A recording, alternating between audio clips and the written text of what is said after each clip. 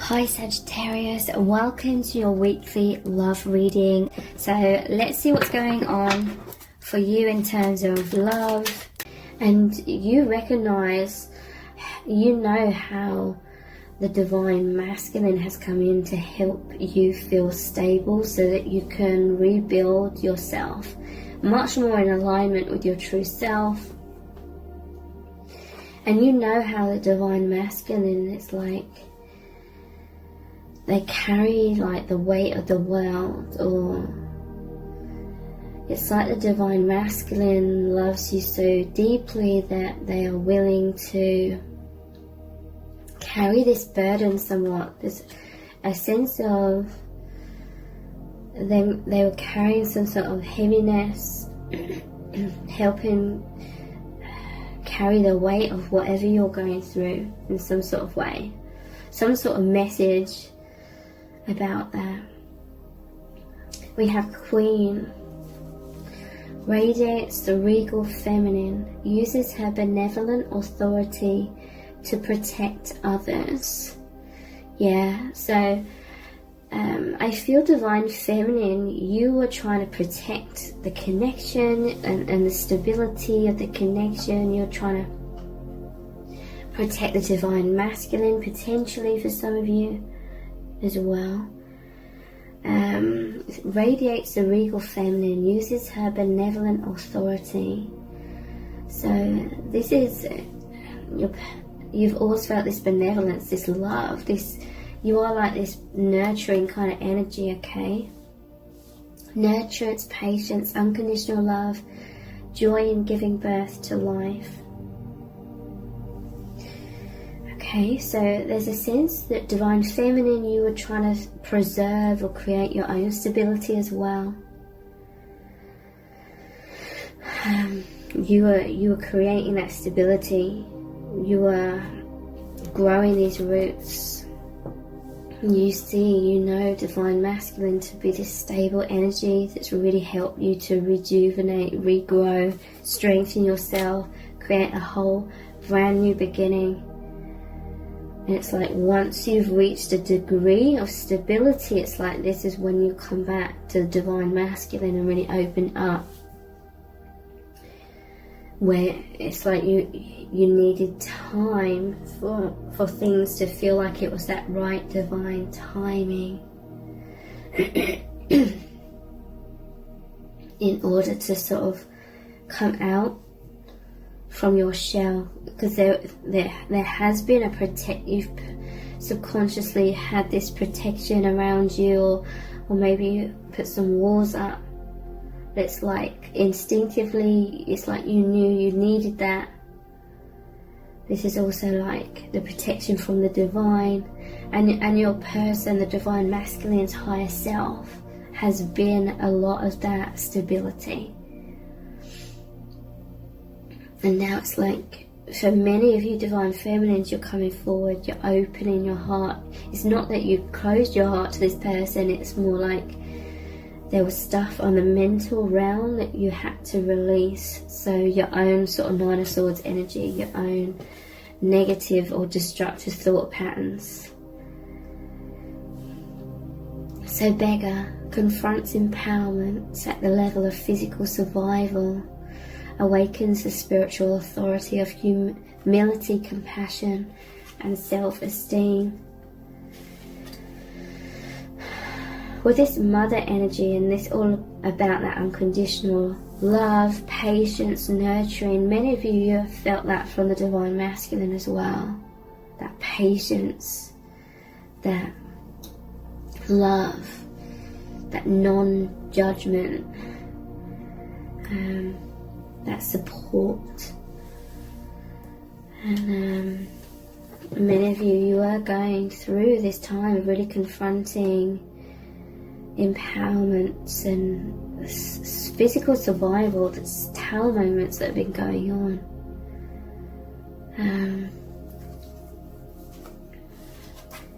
So yeah, I do feel like divine masculine has felt somewhat left out in the cold, but they still have this strength.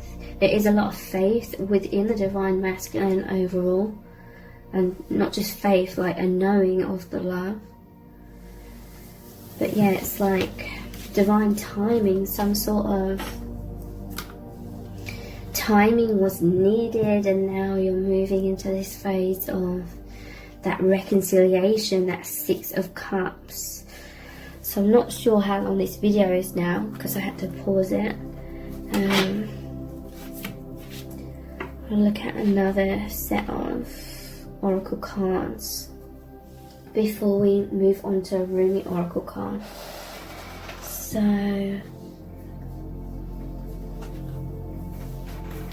how are they truly feeling about you right now?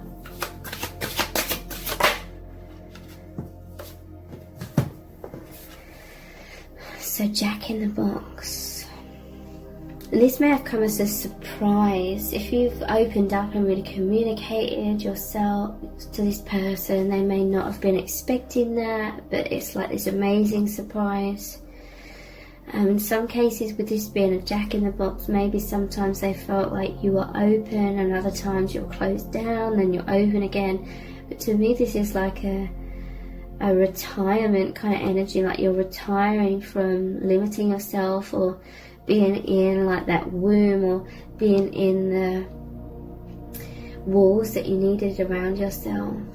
This has been out in the open. This is a fresh new beginning.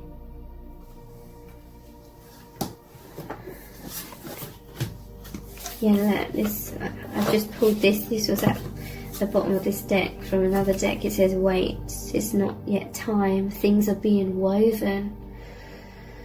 So yeah, in some cases the divine masculine may have felt like it was personal if you were somewhat withdrawn a little bit. They may have felt that subconsciously. I felt like it was really triggered up recently into conscious awareness, but that intensity was because it was like the ending of the cycle, and there was this divine timing. Wait, it's not yet time. Things are being woven. That woven energy is how you, the divine feminine, was needing that time to really rebuild yourself and feel that strength and confidence within yourself in order to feel like it was the right time to boldly like open your heart. And this has got nothing to do with how you felt about the divine masculine. This wasn't because you didn't trust them or anything like that. It was literally a very personal thing about just creating your own stability. But you felt all this nurturance, you've always felt all this dedication from the divine masculine, that powerful foundation for you to grow into and feel strong, and therefore come forward. There is a sense that you've been through a massive tower moment, so you lost a lot of yourself, but it was you'd lost a lot of false self, but you lost confidence in the process. But there's this sense that you've known that it's going to make you stronger than ever before. So just feeling safe. It's hard to put into words. It's like you just intuitively knew and trusting your guidance. And now you're like feeling like the new beginning, and that intuition telling you, and you're knowing that it's a fresh new start, and you're strong, and you've come out, you're like naked and vulnerable. You are stronger than ever before. So a sense of you being naked and vulnerable with the divine masculine. I'm noticing like Pandora's box here. It's like divine feminine, you didn't want to open your heart. This is like that Queen of Cups, where the Queen of Cups is in the traditional tarot is the only cups card where there's a lid on the cup. Was that in this reading? Yeah, it was. So in the past, it was like you knew that there had to be a rebuilding. or a sense of stability or grounding had to be rebuilt within you, okay? This is hard for me to put this into words. I don't consciously understand the energy here, but I really feel the energy. But for some reason, Divine Feminine, you needed to feel that you're on very solid ground within yourself before you could open your heart, because there's this something about the power of this light, the power of this love, the power of your truth. You felt like if you open your heart, if you just allowed yourself to go back to being open, okay? I'm realizing it's like you needed to go inwards, you needed to keep a lid on things, you needed to concentrate on being within yourself, because you were in this process of changing your vibration. If you'd sort of just put that on a back burner and come back out into being open, feeling free and being your expression without still needing to turn inwards, you wouldn't have released some negative thought patterns, and then it would have kept manifesting, okay? So that is it. It's like you needed to go inwards to really, really, really change your vibration and your point of manifestation, okay? And that was that divine timing. You didn't want to release your energy out there and then, you know, the same stuff be manifested again. It's like you needed to keep a lid on yourself, completely transform yourself from within, and now you know you've done that. You feel that intuitively, you feel confident that you have shifted so much that now it's like you can open up, you can set your energy out into the world, so to speak, in that sort of way. And this also encompasses being able to be open with the divine masculine along with all of that as well. So this is you opening your heart again to the divine masculine and to the world in general. But yeah, there's a powerful message here that none of this was like personal in terms of shutting yourself or shutting the divine masculine out. None of that was intentional, none of that was personal. Divine Feminine, you have always been dedicated to this connection, to this love. It's been the main source of inspiration, the light at the end of the tunnel to draw you into the light, to rejuvenate you, to heal you. But yeah, there's this sense that you really needed to do a lot of self-reflection. So yeah, this is a powerful energy of you moving in a new direction. Strength. It says decisions determine destiny. Or like I was saying, it's like your thought patterns determine what you manifest. So now it's like you've come into this healing. You don't have to shut yourself away in that box, like the Jack in the Box. You don't have to shut your light away. You can now send out your light, because whatever you send out comes back to you, okay? It's like this deep intuitive knowing that you just had to be withdrawn until you shifted yourself, so that you weren't going to keep manifesting the same stuff you didn't want to manifest anymore. Now it's like you're powerfully in this new beginning, this new energy, moving in a new direction. And there's this balance here, the yin and the yang. And this card here, so how is your person feeling about you? Divine Masculine is feeling very balanced here. There is a balance of both of you. But yeah, there was this sense of, they may have felt like you were walking away from them, or they'd lost you, or they felt like your connection had lost some of its light or its high vibration or excitement. You know, the power had diminished somewhat, because this is like a farewell card, and the projector, it's like looking at photos, it's like past memories, reminiscing. Just want to clarify this before we move on to the Rumi Oracle card.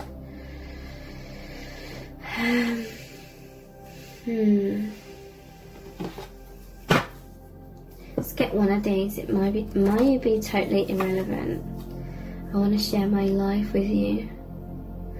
10 of Pentacles.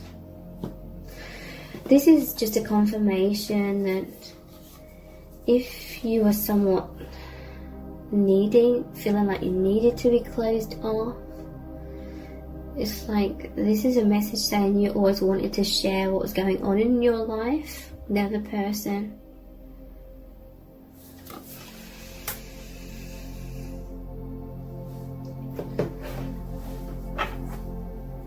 But what is this sort of reminiscing and feeling like they were mourning a loss or fearful of losing you? Let's clarify this further. Yeah, look, we have the Tower. Yeah, it's like they felt like they were losing you, but they wanted to feel close. I want to share my life with you. They wanted stability, to feel like there was stability within your connection. This 10 of Pentacles normally shows the old man that's provided stability for the family. I feel like this person, it may have felt personal to them if you were shut off somewhat, like they wanted to be that stability, that provider, but they always were, they always have been. And this has been an extremely powerful support for the Divine Feminine, like the whole time. Let's clarify this even further. The Sun, that's amazing. So I was just going to say, these are really sort of dark colours, dark energies, fears of loss, fears of abandonment, fears of rejection, but now there's the clarity or the communication has come in, and it's the Sun shining light on everything, which is interesting because the projector needs this bright light as well. But intense healing, this is new beginning, this is happiness.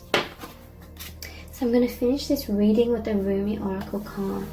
It's going to be a powerful message from Spirit. What do you need to know?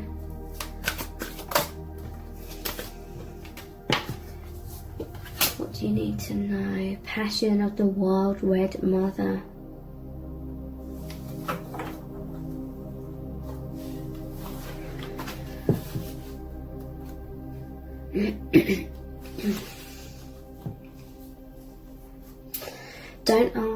Don't ask the conscious ones about the wine. Behold the glowing effect of it in the eyes of the drunks. Bring me your unreasonableness, your insanity, your love without reason, and your passion, the passion that makes you crazy and shews all logical restraint from your mind. I feel this is like, this message is going to be the reassurance for the Divine Masculine. For some of you reading this, watching this reading, it's everything I've been saying, it's felt like the other way around. So if that's the case, then this message is the passion that they feel for you, okay? And always have done. Even if at times it seems otherwise, perhaps. Bring me your unreasonableness, your insanity, your love without reason, and your passion, the passion that makes you crazy, and choose all logical restraint from your mind. Leave your ordered thoughts, sensible plans, and appropriate attire at my door. Put on your animal fur and sing to me in gibberish. When my beautiful goats die, I make drums from their skins, and their spirits live on in my passionate play. When my birds drop their feathers, I gather them and put them in my hair. Come drum with me as I place feathers in your hair, and we honour the spirits of my animals, of your animal nature too, wild and free as you are in truth. Stick your tongue out and growl at those who try to tame you with guilt, shame and fear. Do you think I give a damn for any of their silly games? Those games of reason and logic. Of course you should do it this way, they say. It makes sense, but I care not for what makes sense. I care for what brings you alive. You, O blazing angel, are being invited by the wild red mother to participate in a dance of divine passion. You may be an activist, a poet, an advocate for justice, or a writer, content in your own world of dreams, or perhaps you are a healer, devoted to the liberation of the suffering of others, and hungry to commune with ancient wisdom. Perhaps you are all of these, or some other exquisite amalgam of holy energy and form. Whatever your nature, there is passion in your heart, a fire for something more powerful than fear, that can become the fuel for your life journey, if you accept the invitation of the Wild Red Mother, of course. This is the invitation to lay aside despair, to lay aside doubt in the capacity of the human heart, even your frustration and impatience. It is time to quit whipping yourself and others, no matter how noble the intention behind the whip may be, and start dancing instead. Will you join her, the Wild Red Mother, in her exuberant play? You can choose to lead through joy, to heal through love, to transform suffering into what it is meant to be, the crucible through which ecstasy reveals itself. You do not have to analyze, to stay in the throes of process and ordered stages. You can just choose this passionate path now, if you wish. You are ready, it is open to you. Will you accept? It takes a great spirit, one with much practice of studied rebellion, to be ready to cast off the shackles of society from a place of loving defiance rather than fearful anger, and to playfully say to this world, I have tasted your stale bread and underdeveloped wine, and have had quite enough now. I decline your offer to gorge upon such lesser fruits. I prefer to feast upon bread, hot and fresh, and wine that is mouth-filling and unctuous. Join me if you like. It is an abundant feast, and there is plenty for all. Even in the spiritually minded, there can be a driving fear, thinly veiled as devotion to the most arduous path. Perhaps for a while that serves as a truth of sorts, but eventually there will come a time when smaller truths must give way to larger ones, so the soul can truly be free to grow. Passion is a bridge that leads you from a smaller truth that suffering is necessary in order to heal, towards a larger and more luscious experience of life as a divine embrace. Yes, sometimes the divine lover, in all enthusiasm for the sport, bites you too hard or grabs you with so much desire that a bruise remains. However, the passion behind such fervent embrace can leave you begging for more life, for more of that boundless love, even when it knocks you on the head whilst grabbing for you. This is possible when you give up on judgment of what is good and what is bad, what is apparently spiritual and what is not, and when you just realize everything in your life is leading to love. Whether through caress or a slap, the divine lover is seducing you. If you can accept this, you can certainly give yourself permission to love what you love, to live how you wish to live, and to forget about holding yourself back because some choices make sense and others supposedly do not. If you are able to rise to the passion that is possible for you, you will let the wild red mother consume your philosophies and doctrines. She'll feast on your religion and your plans and devour your doubts and certainties. She'll tear away your need for maps and directions. Just when you think there's nothing less, she'll grab your hands and spin with you. You'll tilt back your head and laugh so wildly with her, spinning together along with the earth upon her axis. With a daring and bold love for life that will not be quashed, that wild red mother speaks to you now. You can choose passion over fear, time and time again. So I invite you to paint the whole world red with me with passionate nature. Let us laugh and change the world. This oracle comes to you with a message. It is a big cosmic yes. It is also an invitation to let go of suffering and struggle, not with regret or shame, but with gentle acknowledgement that it has had its purpose. It now has a bigger purpose, that of passion, which calls you to engage in the embrace of life with more abandon than ever before. Now is the time to let go of belief systems and needing to know anything. It is time to trust in the beating of your own heart and in the people, places and experiences that truly move you, whether it makes sense or appears to be logical or not. The wild red mother comes to you when you are ready for her at a soul level. Your mind may think she is a thief in the night, ready to pilfer all you hold near and dear, and be utterly in terror at the prospect, but your soul will be gurgling with such anticipation of freedom, it will fill your heart with sweet love and urge you to let go. Let her have her way with you, even if it means she crashes into you in the dark as she fumbles and drags you, half asleep, to go out dancing with her under the full moon, wearing nothing but your animal skin and a smile.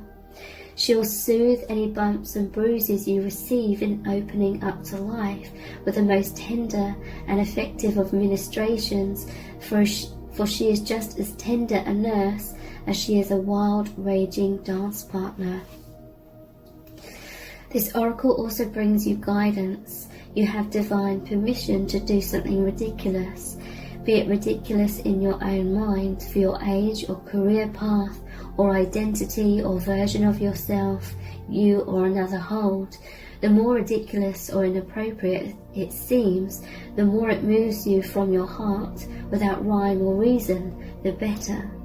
This is not about hurting people or behaving without moral code. It is not about childish indulgence and questionable justification for letting the ego misbehave. It is not about the ego at all. The wild red mother eats ego for breakfast. This guidance is about listening to the truth of your heart and allowing your soul to throb with aliveness, making that more important than any restriction, opinion, judgment or fear of the mind, yours or that of others, could summon. So here is the sacred honouring ritual. Place your hands open before you and say aloud, I call on the passionate wild red mother who loves me without condition and the brother of my soul, Rumi. I ask for your guardianship onto the path of divine passion now. May I lead with my heart, dance in life without fear and surrender into truth, singing with my soul, becoming a leader of the new way of love upon this sacred earth. It is safe for me to be in my wild divinity. It is the only safe and true way for me to thrive. I am blessed now, and in the wild Red Mother's unconditionally loving protection and grace. So be it. You have finished your sacred honoring ritual. Thank you so much for joining me here. Take care. Bye.